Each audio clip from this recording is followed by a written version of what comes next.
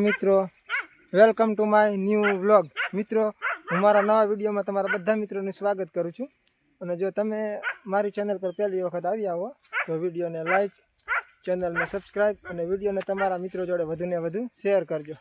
તો મિત્રો આજે હું આવી ગયો છું ફાર્મિંગ બ્લોગ સાથે। આજે હું તમને મારું આખું ફાર્મ બતાવીશ, તો મિત્રો બન્યા રહેજો આપણી જોડે। તો મિત્રો આ છે મારી વાડી અને આ છે આપણે ભેંસું માટે લીલો ઘાસચારો વાવેલો છે। અને અહીંયા કણે જો બપોરના વિસામાં આપણે અહીંયા હોય, બપોરે આપણે કામકાજ કરીને થાકી જઈએ ત્યારે આપણે અહીંયા આરામ કરતા હોઈએ। અને આ જુઓ તમે આપણી વાડીએ ઘણા બધા ઝાડવા વાવેલા છે, તમે જોઈ શકો છો। અને મેં પાણી ચાલુ કરી દીધું છે, મારે હજી રચકામાં પાણી વાળવાનું છે। તો મિત્રો તમે જુઓ મેં મારી વાડીએ આટલું બધું ઝાડવાનું વાવેતર કરેલું છે। તો મિત્રો આશા છે કે તમે પણ જો ખેડૂત હોય કે ગમે તે હોય તો આપણા ઘરમાં જેટલા સભ્યો હોય એટલા વૃક્ષો વાવજો, જેથી કરીને આપણે ઉનાળા દરમિયાન વધુમાં વધુ પડતું ગ્લોબલ વોર્મિંગ અટકાવી શકીએ। તો મિત્રો જો આપણી વાડીએ જાત જાતના અનેક વૃક્ષો છે। આ આંબલિયું છે, દાડમ છે, જાંબુડા છે, ઘણા બધા વૃક્ષો છે। તો આપણે પણ તમારી પાસેથી એટલી જ આશા અને અપેક્ષા છે કે તમે પણ તમારા ઘરદીઠ જેટલા સભ્યો હોય એટલા વૃક્ષો વાવશો। તો જુઓ મિત્રો આપણું પાણી આવી ગયું છે અને આજે આ ગદપમાં આપણે પાણી વાળવાનું છે। આ પણ આપણે ભેંસો માટે લીલા ઘાસચારા માટે જ વાવેલું છે। અને આ બાજુ આ ઝાડ છે એ પણ આપણે ભેંસો માટે લીલા ઘાસચારા માટે વાવેલું છે। અને મિત્રો ખેડૂત હોય એટલે ઓબ્વિયસલી આપણી વાડીએ આ તો હોય જ જો ભાઈ, આપણા શહેર હો, આપણા શહેર કહેવાય ભાઈ। વાડીમાં રોજબરોજ રાટકવા ન દઈએ। જો આ બાજુ પણ છે એટલે આ આપણા શહેર છે ભાઈ। અને આના વગર આપણે વાડીએ પણ ન મજા આવે મિત્રો। આપણે વાડીએ કદાચ એકલા હોય ને તો આ આપણો હથવારો પૂરે ભાઈ। અને રાત્રે આ ભેગા હોય એટલે એવું સમજી લેવાનું કે હથિયારધારી માણસ આપણી જોડે છે। તો મિત્રો આ મારી વાડી છે અને આમાં આપણે જીરાનું વાવેતર કરેલું હતું, એ આપણે જીરું લઈ લીધું છે। આપણે 10 વીઘાનું જીરાનું વાવેતર હતું અને એમાં 70 થી 80 મણ જેવું જીરું આપણે થયું છે। હજી આપણે દેવા નથી ગયા, બસ એટલું થશે। જુઓ મિત્રો છે ને આપણી વાડી હરિયાળીથી ભરપૂર। આ ગદબ છે અને સામે જુઓ તમને સોનેરી કલરનું દેખાય એ આપણા ઘઉં છે। એ ઘઉં હવે આપણા કાપવા યોગ્ય થઈ ગયા છે। હવે આપણે જોઈએ કે આપણે એને હાર્વેસ્ટથી કપાવશું કે આપણા માણસો દ્વારા।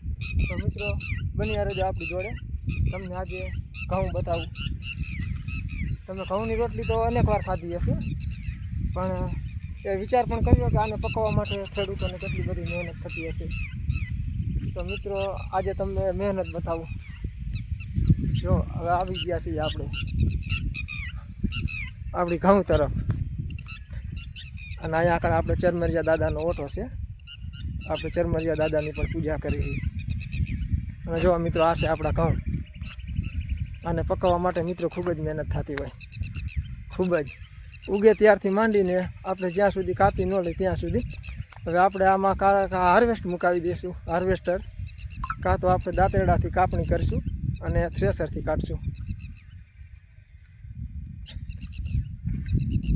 જો મિત્રો આ આપણા ઘઉં આવી ગયા છે, એ હવે કાપવા યોગ્ય થઈ ગયા છે ને નજારો જોરદાર આવું છે મિત્રો। અને આપણે આ પડામાં જીરું વાવેલું હતું, એ જીરું આપણે કાઢી લીધું છે।